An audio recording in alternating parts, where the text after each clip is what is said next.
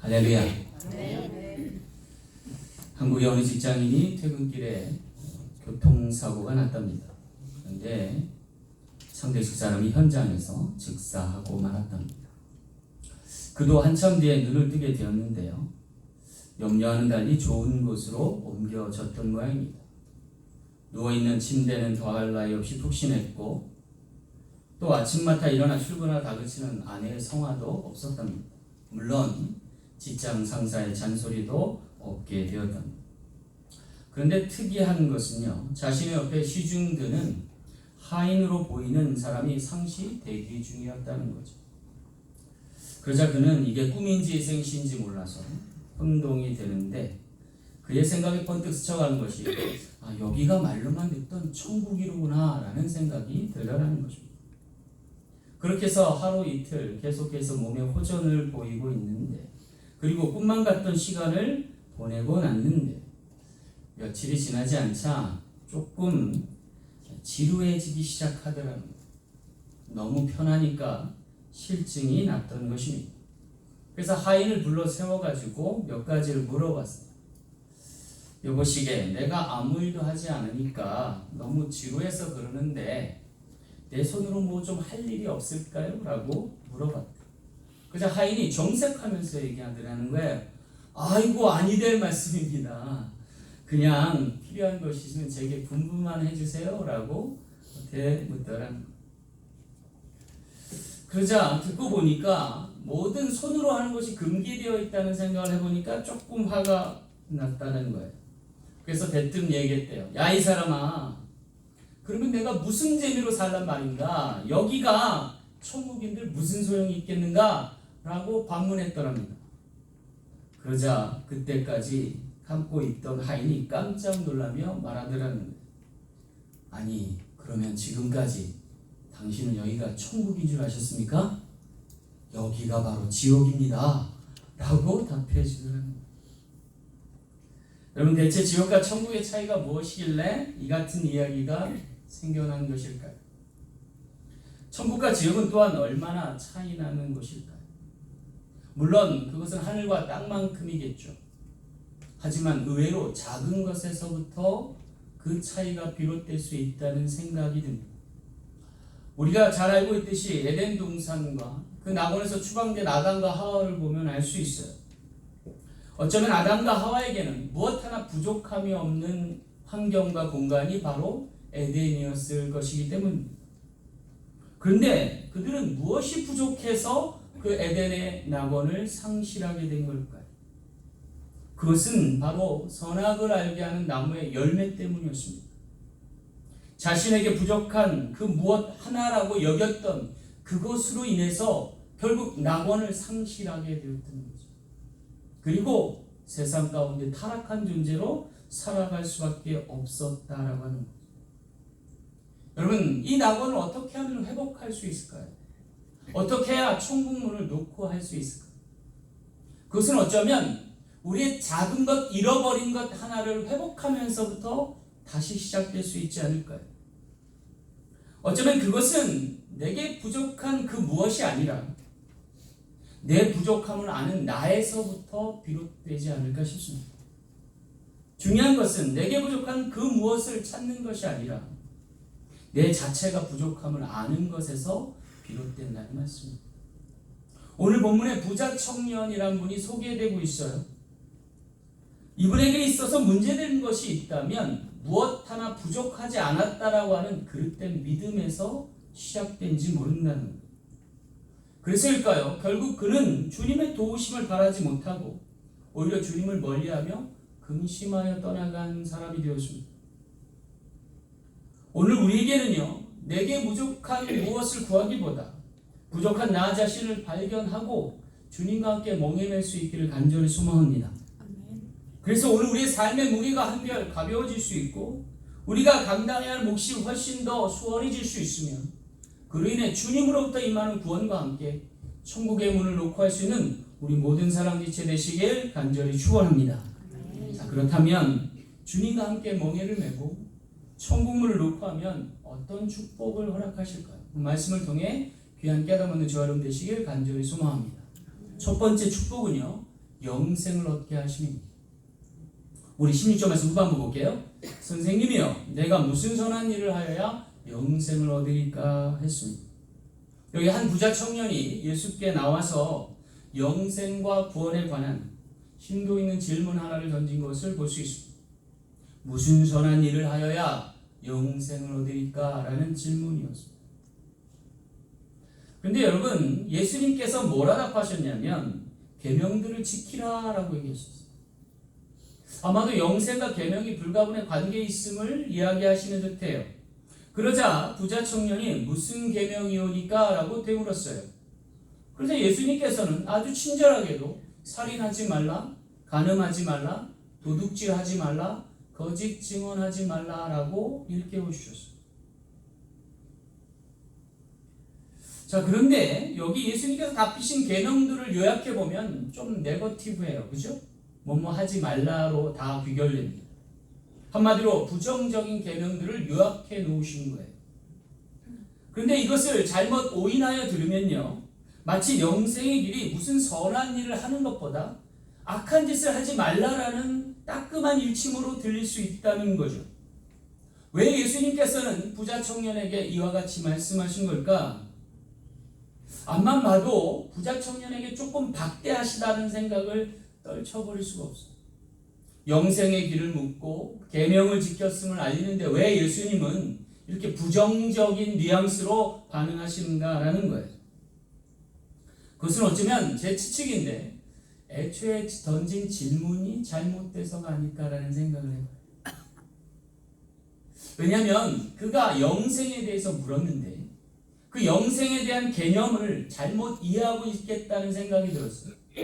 왜냐하면 지금 부자 청년은요, 어떻게 해야 영생을 얻을 수 있습니까? 획득할 수 있습니까? 성취할 수 있습니까? 라는 쪽으로 물어본 거죠. 근데 예수님께서 말씀하고자 하는 영생은 오히려 반대로 우리가 상실한 그 무엇, 태초에 예정되었던 하나님의 디자인 속에 계획된 것이었는데 우리의 잘못으로 잃어버린 그 영생에 대해서 짚고 넘어가신다라는 거죠. 다시 말하 애당초 무슨 선한 일을 하여야 영생을 얻으리까라는 질문은 잘못됐다는 거예요. 반대로 우리가 어떻게 해서 영생을 잃어버렸나이까? 라고 물어야 옳은다.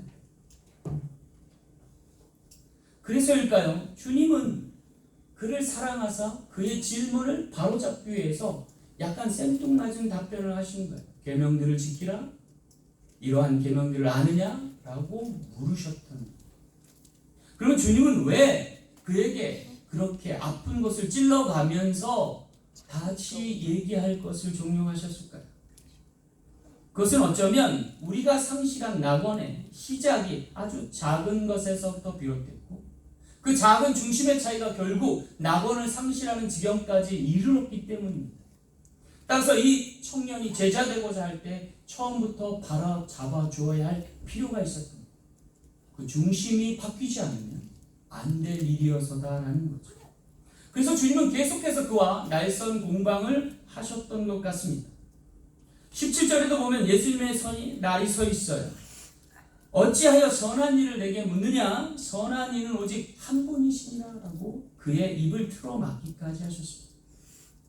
어쩌면 선악과의 분별함이 사람에게 있지 아니하고 오직 하나님께만 있음을 천명한 거죠. 그로 말미암아 주권이 우리에게 있지 않고 하나님께 있음을 알리시고자 했다. 왜 그럴까요? 천국과 영생은 인간으로서 비롯된 일이 아니기 때문에 오직 하나님으로 기인할 일이기 때문에 따라서 우리의 출발이 내가 무엇하여 영생을 얻을까 아니라 하나님 어떻게 우리가 영생을 되찾길 원하십니까? 라는 질문으로 바뀌어야 한다는 거예요. 오늘 우리에게 주신 애초의 계명을 잘 지켰더라면 잃어버리지 않았을 그 낙원을 주님이 되찾아 줄 수 있음을 다시금 역설하시는 거다 할 수 있을 거예요. 그렇다면 여러분, 애초에 인간이 무슨 계명을 어떻게 어겼길래 그 소중한 낙원을 상실하게 된 걸까요? 여기 주님이 언급하신 살인하지도 않았고 간음하지도 않았고 도적질하지도 않았고 거짓 증언하지도 않았는데 왜 아담과 하와를 낙원에서 추방하신 걸까요? 돌이켜서 우리가 성경을 읽어보면 하나님이 인간에게 주신 첫 번째 계명은 여기 살인하지 말라, 간음하지 말라, 도적질하지 말라, 거짓 증언하지 말라는 계명이 아니었습니다. 오히려 아주 사소하고 작은 계명 하나만을 주셨어요. 그것은 뭐냐면 선악을 알게 하는 나무의 열매는 먹지 마라. 이게 약속 있는 첫 계명이에요. 하나님이 인간에게 나아가는 허락하시면서 모든 것을 가하게 하셨는데 단 한 가지만 지키라고 언급하신 거예요. 그게 선악을 알게 하는 나무의 열매를 먹지 마라. 그것을 먹는 날엔 정령 반드시 죽으리라 언포하신 거예요. 그럼에도 불구하고 인간은 그 부족한 하나를 채우기 위해서 그것을 따먹었습니다. 자기만이 범죄한 것 같아서 남편에게도 주었습니다. 그리고서 시침이 뚝 떼고 자신의 벌거벗음을 부끄러워하면서 무화과 잎으로 치마를 삼아서 치부를 가리기에 급급했던 것이죠. 그로부터 인간에게는 죄라고 하는 것이 자리매김하게 됐고 타락한 본성으로 죄악에 이르게 되었고 그것이 계속해서 더 오염되게 됐던 걸 봐요. 그래서 이제 한 개의 계명이었던 계명이 늘어납니다. 모세 때 와서는 10개의 계명으로, 그리고 예수님 당시 이 청년의 때에 와서는 613개 조문으로 확대되었다는 거예요. 관영한 죄에 맞서서 그것의 긍휼을 얻고 정화하기 위해서 613개의 조문이 필요하게 됩니다. 그조차도 더 필요할 것 같아서 무엇이 더 필요한지를 묻고 있었다. 내가 무엇을 하여야 영생을 얻으리까라고 반문했던 거죠. 여러분, 무엇이 문제일까요? 아무리 많은 계명이 있다 한들 우리의 모든 죄를 덮을 수 있을까요? 그리고 마침내 구원을 얻고 영생의 축복을 누릴 수 있을까요? 근데 우리가 간과하는 것도 있어요. 이 부자 청년에게 있어서 계명은 뭘까요? 지켜내고 자랑할 대상이었던 거예요. 하나님을 사랑하고 계명을 사랑해서 지킬 것이 아니라 자랑거리가 되었던 거예요. 그래서 무슨 선한 일을 하여야 영생을 얻으리까라고 자기에게 스스로 도전하듯 주님 앞에 되묻기를 맞지 않았던 거죠. 여러분, 아까 그랬던 부자 청년은요 이미 애 어른이 되어 있었던 거예요. 젊은 꼰대가 되어 있었던 거예요.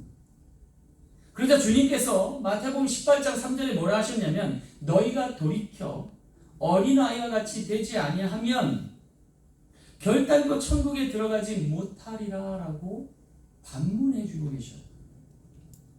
그로써 천국과 영생은 무엇을 획득하고 성취할 것의 대상이 아니라 오히려 애초부터 하나님이 우리에게 선사하고자 했던 지켜나가야 했던 소중한 선물임을 자각시키고 계시다라고 합니다. 그렇다면 여러분, 타락한 본성, 죄성으로 오염된 인생이 잃어버린 나무가 천국을 어떻게 하면 찾을 수 있을까요? 우리가 기억해야 될 것은 인간으로는 할 수 없을 때 오직 하나님으로만 가능하신 줄 믿으시기 바랍니다. 따라서 그 하나님을 믿고 따르는 일, 그게 가장 우선이 되어야 될 거죠. 하나님 주신 말씀을 지켜나가는 것이 생명인 것을 각인하는 것입니다. 근데 여러분, 믿고 따르기를 가장 잘하는 이가 누구예요? 어린아이. 어린아이들이 잘 따라해요. 그래서 어린아이와 같지 않으면 안 될 일이 구원이고 영생이다.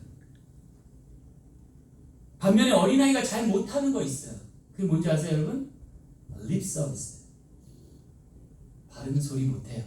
입 바른 소리 잘 못하잖아요. 근데 여기요, 동일 선상의 본문 구조인 누가복음 18장에 보면 거기도 부자 청년의 이야기가 나오는데 거기 보면 부자 청년이 예수님께 나와서 뭐라고 했냐면 선한 선생님이요 라고. 마태복음에 빠져있는데 누가복음에 보면 선한 선생님이요 라고 주님을 약간 올려세워요. 그러니 주님이 뭐라고 해요? 오직 선한이시는 하나님뿐이시다 라고 답변하셨던 거죠. 여러분, 우리가 어린아이와 같이 되지 아니하면 안 될 일이 이와 같습니다. 여러분, 하와가 어떻게 해서 시험에서 넘어졌어요? 말씀에다가 자기 의견을 보탰잖아요. 그러면서부터 사단의 꼬임에 넘어가잖아요. 여러분, 오늘 우리가 기억해야 돼요. 마태복음 19장 14절 말씀에도 이런 어린아이를 용납하고 내게 오는 것을 금하지 말라. 천국은 이런 자의 것이니라 라고 말씀하신 거예요. 오늘 우리가 어린아이 같은 순진무구함을, 순수함을 되찾아야 될 줄로 믿습니다. 그래, 하나님 말씀을 잘 따르고 순복하여 복을 얻게 되는 것이죠. 천국과 영생은요, 의존성에 있습니다. 순수함에 달려 있습니다. 어린아이같이 주님께 온전히 의지되어 있고 하나님만을 바라보는 사람이 하나님이 주신 은혜와 축복과 영생을 누리게 될 줄로 믿습니다. 우리 모두가 어린아이 같은 믿음으로 거듭나서 천국과 영생을 회복하는 하나님의 자녀 되시길 간절히 축원합니다. 두 번째 천국의 축복은요, 사랑을 하게 하십니다. 19절 말씀 볼게요. 내 부모를 공경하라. 내 이웃을 내 자신과 같이 사랑하라 하신 것이니라 그랬습니다. 여기 주님이 아주 당연한 말씀을 하셨어요. 지키고 말고 할 일도 아니에요. 오히려 이해하고 준행하면 그만인 것입니다. 그럼에도 불구하고 주님이 이 계명을 재천명하신 이유가 뭘까요? 알기는 아는데 안 지켜서 문제예요. 부모를 공경하는 거 누가 몰라요? 잘 안 되니까 문제죠. 이웃을 사랑하는 거 누가 몰라요?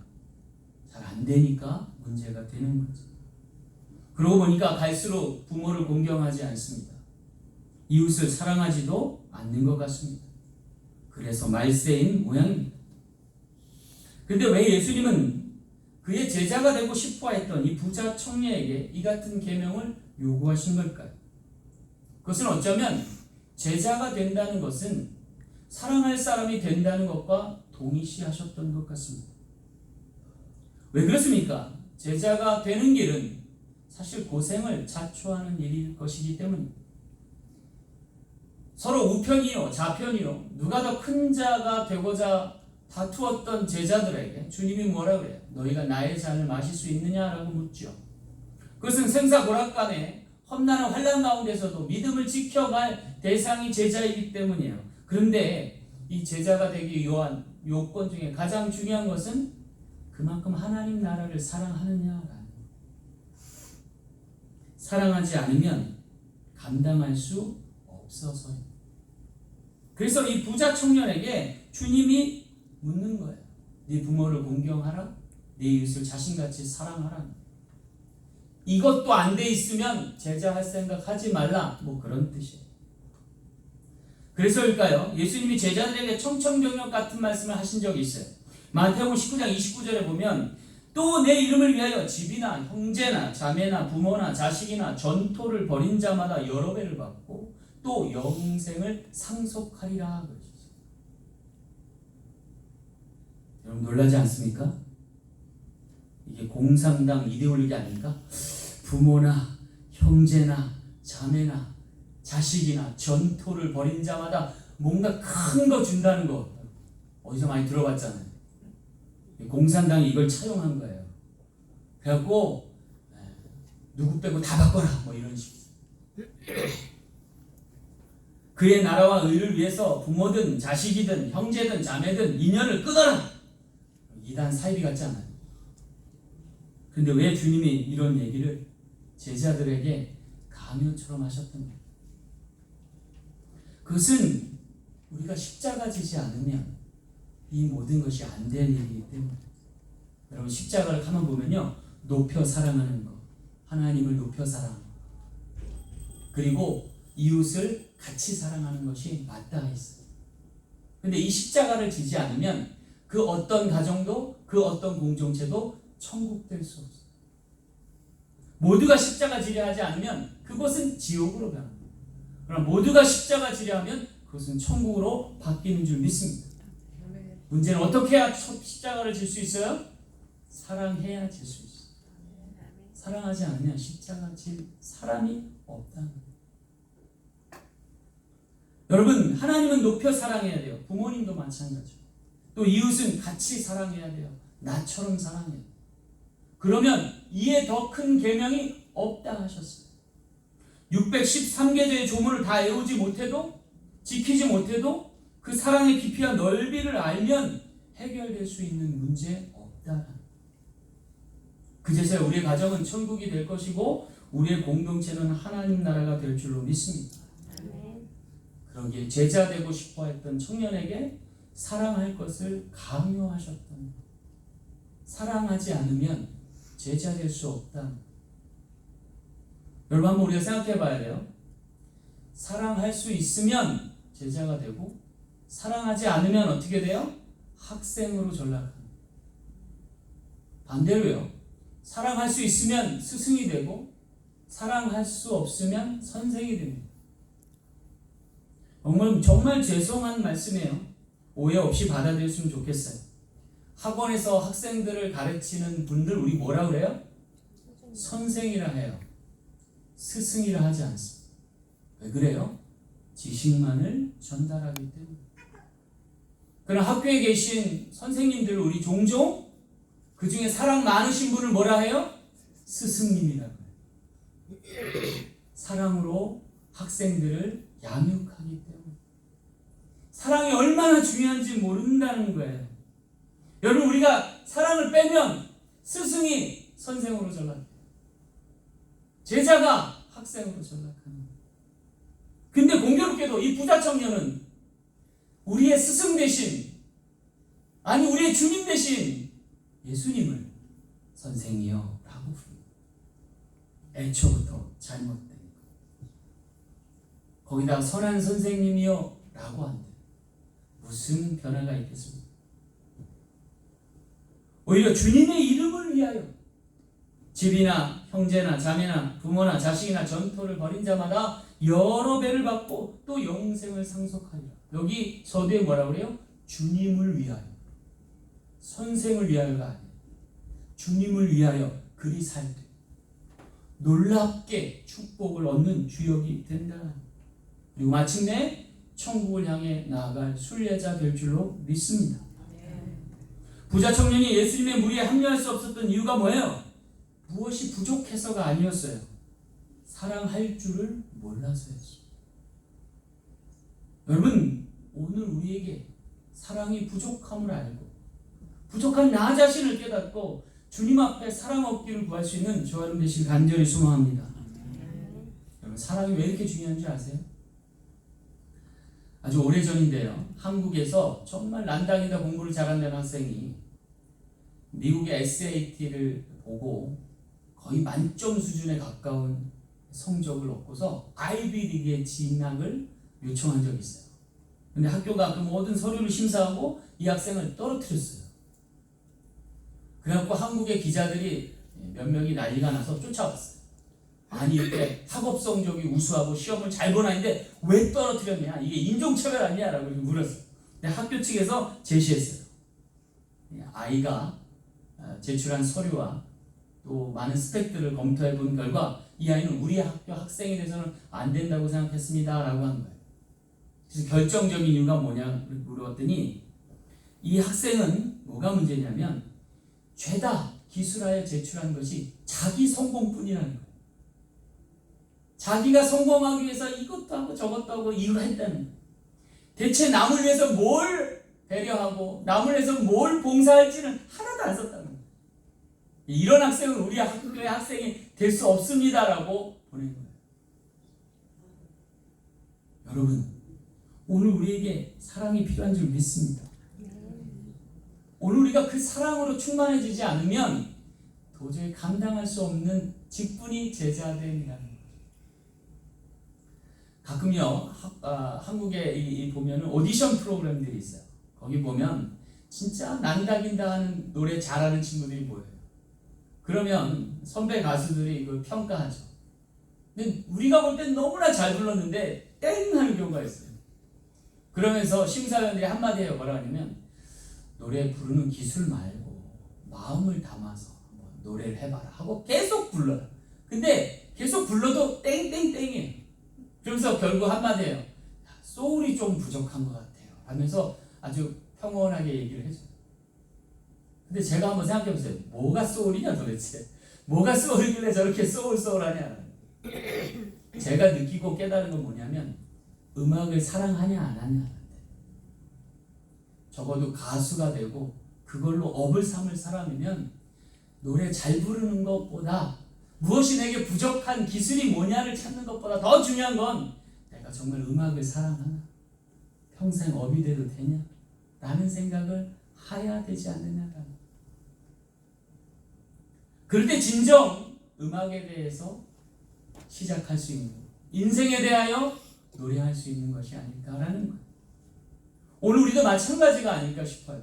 우리가 살아가는 데 있어서 너무 많은 사랑의 결여를 확인하고 안타까워합니다.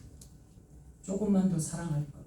아마 천국 가서 우리가 후회할 일이 있다면 그것밖에 없겠다라는 생각이에요. 가끔 저도 목회를 하고 있는데 정말 힘들 때가 종종 있어요. 또 속색이는 분들이 계시면 더 화가 날 때가 있어요. 근데 그럴 때마다 주님이 제가 뭐라 하시지 알아요? 네가 덜 사랑해서 그래. 저보고 주님이 네가 좀 더 사랑하지 그랬니? 그러면 아무 할 말이 없어요. 7번씩 7번이라도 사랑하라는 말씀이 딴 얘기가 아니에요. 어떻게 그만큼 해요? 우리로는 할 수 없어요. 하나님으로 할 수 있어요. 그냥 우리는 한 번 더 하는 거예요. 한 번 더 해보는 거예요. 그러면 주님이 책임져 주실 줄 믿습니다. 오늘 우리가 그 사랑으로 우리의 모든 어그러졌던 관계가 회복되고 주님 안에서 복된 하나님의 지경을 이룰 수 있는 저와 여러분 되시길 간절히 소망합니다. 마지막 천국에서의 축복은 근심이 없게 하시니 22절 말씀 볼게요. 그 청년이 재물이 많으므로 이 말씀을 듣고 근심하며 가니라 그랬어요. 이게 참 제 생각에 안타까운 부분이 아닐까 싶어요. 부자청이 한 번만 더 매달렸으면 주님이 또 받아주셨을 텐데, 아니 주님이 한 번만 더 뒤돌아가는 청년을 붙잡고 야 내가 시험한 거야 미안해 하고 불러 세웠으면 좋았겠다 뭐 이런 생각이 간혹 들어요. 여러분 여기 부자 청년을 보면 참으로 안타까워요. 그에게 정말 부족함이 없었을 것 같은데 무엇이 또 부족해서 주님께로 가서 이런 핀잔을 들었나. 가만히 있으면 중간이나 갈 텐데 왜 주님께 나와서 여러 사람 앞에서 체면만 구긴 꼴이 되었나. 심지어 근심하며 돌아가게 됐을까라는. 근데 여러분 여기 부자 청년의 모습을 가만 들여다보면 우리의 뒷모습도 보이지 않습니까? 여러분 여기 부자 청년이 제자가 되고 싶었어요. 리더가 되고 싶었고 하나님 나라의 사역자가 되고 싶었던 것 같아요. 어쩌면 여기 모이신 여러분들도 내가 이 몸된 교회에서 직분자가 되고 싶어 하실 수도 있었다는 생각이 들어요. 아니 이 교회에서는 아니더라도 하나님 나라에서 천국에서 뭔가 하나 맡아서 수행했으면 하는 바람이 있을 것 같아요. 그런데 예수님께서는요 도리어 너무 많이 선생되지 마라 라고 경계하신 적이 있어요. 왜 그럴까? 제가 속으로 생각해 봤어요. 직분자가 되고 제자가 되는 거, 사역자가 되고 목회자가 되는 거, 여러분 시험 받을 일이 너무 많아요. 잘못하면 부자 청년처럼 근심하며 돌아갈 수 있겠다는 생각. 그래서 여러분 정 직분자가 되려면 마음의 각오를 단단히 하셔야 될지 몰라요. 여러분 제가 겁주는 거 아니에요. 직분가 되려면 먼저 마음속에 단단히 다짐할 거 하나 있어요. 그게 뭐냐면요, 내 곳간을 열어 나눠줄 생각부터 해야 돼요. 안 그러면요 시험이 다발로 와요.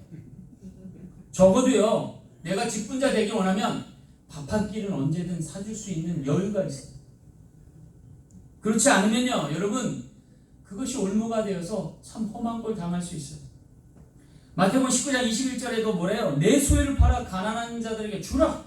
그리하면 하늘에서 보화가 내게 있으리라 그랬어요. 여러분 내 소유를 팔아 가난한 자들에게 주라. 이거 쉬운 말씀 아니에요. 땀 흘려 힘들게 돈을 모아본 사람이면 이거 정말 쉽게 말할 수 없어요.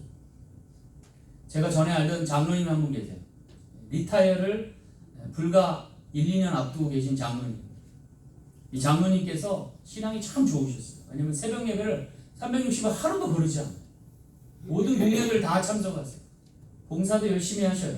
근데 이분이 뭐라 하시냐면 하나님이 오늘 나를 데려가도 내가 오 하나님 감사합니다 땡큐 한다는 거예요.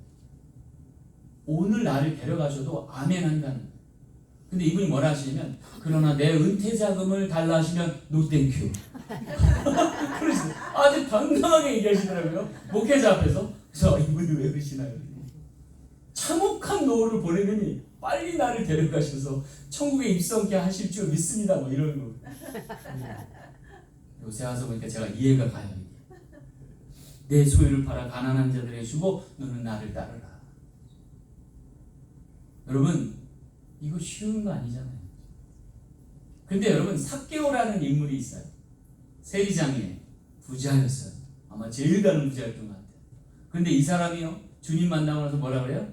내 소유의 절반을 가난한 사람들에게 주고 네 것에 토색한 것은 4배로 갚겠습니다 라고 공언했던 사람. 그럼 어떻게 가능해요? 어떻게 가능해요 여러분? 한 가지밖에는 비결이 없어요. 주인이 바뀌어야 돼요. 내 인생에 내가 주인이면 절대 못해요. 주님이 내 인생의 주인 되시면 가능해. 나는 청지기가 되어 내게 주신 것들 내 것 아니라 주님 것이라 여기면 가능하게 될 줄로 믿습니다. 그래서 변화된 삭개오가 재산의 절반을 토세하는 4배를 갚는 놀라운 역사가 일어나는 거죠. 여러분 주님께 잘 보이고 싶어서 그런 거 아닐까요? 천만의 말씀. 주님을 인해 영혼을 바라볼 수 있게 됐기 때문에 가능한 일이었던 거죠. 따라서 축복받는 것보다 더 소중한 게 있어요. 그건 내가 축복의 통로가 되는 거예요. 내게 주신 거, 하나님 감사합니다. 저를 많이 축복해 주셨군요. 조금만 더 주시면 안 되나요? 있다고 소리는 안 했을 때. 하나님 많이 섬기라고 베풀라고 주셨지요. 더 많이 섬기고 싶어요. 좀 더 주시면 안 돼요? 하면 주실지 몰라요. 왜냐면 그것도 주님의 것이기 때문에. 오늘 우리가 선한 청지기 되길 간절히 소망합니다. 그래서 주님의 것을 나눌 수 있고 합력하여 선을 이룰 수 있는 귀한 지체 되시길 간절히 소망합니다. 그렇게 되면 우리에게 놀라운 변화가 하나 있어요. 그건 뭐냐면 근심이 없어져요. 여러분 내 것 가지고 그거 나눌 때는요 되게 두려워요. 마음이 아프고 시려요. 떨려요 손이. 그런데 여러분 주님의 것으로 한다 생각하면 넉넉해져요. 여러분 이 같은 변화 있기를 간절히 소망합니다. 왜 그럴까요? 천국은요 내가 선택해서 가는 것이 아니에요. 하나님의 택하심 아래 가는 것인 줄 믿으시기 바랍니다. 그런데 하나님의 선택함을 받은 택정함을 입은 사람들의 공통점이 있어요. 그건 뭐냐면 모든 것을 버려두고 주님 따를 수 있는 사람. 예수님의 제자들 보세요. 모든 것을 버려두고 주를 따랐다라고 소개하고 있어요. 왜 그렇습니까? 애초부터 내 것이란 없었기 때문입니다. 내 것이 아닌데 내 것으로 착각하고 살면 근심이 떠나가지 않지만 주님의 것으로 알아 주님의 소용대로 사용되길 원한다면 근심이 떠나가게 될 줄로 믿습니다.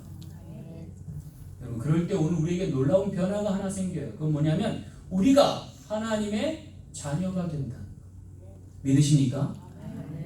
여러분 하나님의 자녀이십니까? 여러분 자녀의 특징이 하나 있어요. 애들이 걱정이 없어요. 근심이 없어요. 뭐 필요한 거 있으면 뭐라 그래요? 엄마, 아빠, 나 이거 필요해. 사줘. 언제까지 필요해? 라고 못을 박습니다. 그럼부터 그때부터 근심은 누가 해요? 부모가 해요. 자식이 하지 않아요, 여러분. 자녀들의 특권이에요. 할렐루야. 여러분이 근심하신다면 아직 자녀 아닌 거고 근심이 떠나가면 자녀 된 줄 믿습니다. 여러분 부모님들은요 근심해도 돼요. 괜찮아요. 오히려 자녀에게 줄 수 있어서 기뻐하시는 이가 부모잖아요. 우리 하나님께서는 능치 못함이 없으세요. 할렐루야. 그러므로 저와 여러분에게 풍족하게 채워 차고 넘치는 은혜 베푸실 줄 믿습니다. 그래서 주님과 함께 영생의 축복을 누리고 하나님 은혜 안에 살 수 있는 모든 지체 되시길 간절히 축원합니다. 말씀을 맺겠습니다. 어느 연못에요 황금 비늘을 가진 물고기 한 마리가 살았답니다. 황금 비늘 물고기. 이 물고기가 얼마나 아름다웠던지요. 다른 물고기는 어떻게 해서든지 이 물고기와 친해지고 싶었답니다. 근데 이 황금 비늘 물고기의 한 가지 단점은 너무 도도했다는 거예요. 왜 그랬냐 봤더니 자기 비늘이 좀 다칠까봐, 손상될까봐 전전긍긍해서랍니다. 그래서 늘 혼자 다닌 거예요. 때론 물고기들이 모여 축제를 벌여도 이 황금 비늘 물고기는요, 조금 거리를 두고 혼자 유유자적하게 움직입니다. 자, 그렇게 되자 무리와는 동떨어진 삶을 살게 됐답니다. 그리고 다른 이들과 더 멀어지게 되었답니다. 그래서 점점 더 외로워지게 됐답니다. 어느 순간 고독이 밀려오게 되고 혼자밖에는 없다라는 생각을 갖게 됐다. 그러는 어느 날 다른 연못에서 물고기 한 마리가 이사 오게 되었답니다. 그의 눈에 황금 비늘 물고기가 들어왔어요. 와, so beautiful. 어떻게 이런 아름다운 물고기가 있나? 내가 저 친구와 좀 친해져야겠다라고 해서 들러붙기 시작했다. 그리고 아낌없는 찬사를 보내면서 이 황금 물고기, 비늘 물고기의 비유를 마치더니 어느 날 갑자기 와서는 하나만 주면 안 될까? 라고 너의 아름다운 황금 비늘에 하나만 나한테 뼈다 붙여주면 안 될까? 라고 간청하는 거예요. 그런데 이 황금 비늘 물고기가 얼마나 외로웠든지 그래 까짓 거 하면서 하나 뚝 떼어줬다. 그러자 이사온 이 물고기가 황금 비늘 하나를 딱 달았더니 이게 완전 훈장이 되는 거예요. so beautiful하게 자기도 생겼다고 온 동네방네 다니면서 그 연못의 물고기들에게 자랑하기 시작한 거예요. 그러자 안 그래도 비늘을 탐냈던 다른 물고기들이 황금 비늘 물고기에 와서 살랑살랑 아부를 떱니다. 야, 나도 하나만 주면 안 돼? 그러자 황금 비늘 물고기가 어쩔 수 없이 하나를 또 떼줍니다. 그래서 또 다른 물고기가 오고 또 떼주고 또 떼주고 떼주다 보니까 자기도 하나밖에 안 남았어요. 이제 황금 비늘 물고기는 고사하고 보통 물고기에 지나지 않게 되었다는 거예요. 자, 그런데 문제는요, 달라진 것이 하나 있었어요. 황금 비늘 물고기가 모든 비늘을 떨치고 하나만 남겨뒀는데 불구하고 자신의 주변을 보니까 친구들이 제법 많이 생긴 거예요. 이제 더는 외롭지 않게 되었던 거죠. 그리고 친구들과 마음껏 놀면서 헤엄칠 수 있게 되어서 가지껏 그거 잃어버려도 괜찮아라고 할 만큼 자존감이 높아지게 됐답니다. 그런데 달라진 것은 그뿐만이 아니었습니다. 달라진 것은 이 연못이었습니다. 물고기들이 저마다 황금 비늘을 하나씩 품고 있어서 그들이 무리지어 헤엄치는 걸 보니 너무나 아름다운 거예요. 간혹가다가 가끔 햇살이 비추게 되면 그것이 반짝반짝 하는데 이 연못이 황금 연못으로 변화되는 거예요. 그러자 그것을 지나던 많은 사람들이 몰려들게 되었고 넋을 놓고 물고기들의 헤엄치는 모습을 보게 됐다. 저녁 노을이 짙어질 때면 아름답게 빛나는 하늘과 같이 이 연못도 반짝반짝 빛을 내는 정말 황금 연못이 되었다는 이야기입니다. 여러분, 저는 우리 사랑 장로교회가 그와 같은 황금 연못이 되길 간절히 소망합니다. 우리가 서로 사랑을 나누면 하나님이 나타나실 것이고 하나님을 보기 위해서 또한 많은 사람들이 이곳을 찾아들게 될 줄로 믿습니다. 그래서 하나님, 우리에게 무엇이 부족한 것이 아니라 우리에게 사랑하는 법을 가르쳐주심을 감사하면서 서로 동역하며 사랑하는 귀한 지체 되시길 간절히 소망합니다. 기도하겠습니다. 참 좋으신 아버지 하나님, 하늘의 보화가 여기 있는 줄 믿습니다. 천국에 순리하는 여정들 이곳에서 하나님의 나라를 그의 임재를 경험하면서 그의 의를 따라 서로 사랑하기 마지 않고 서로 아끼며 섬기며 나누기를 계속할 수 있는 귀한 제단 삼아 주옵소서. 말씀으로 승리하는 한 주 될 줄 믿고 거룩하신 예수님 이름으로 간절히 기도하옵나이다. 아멘.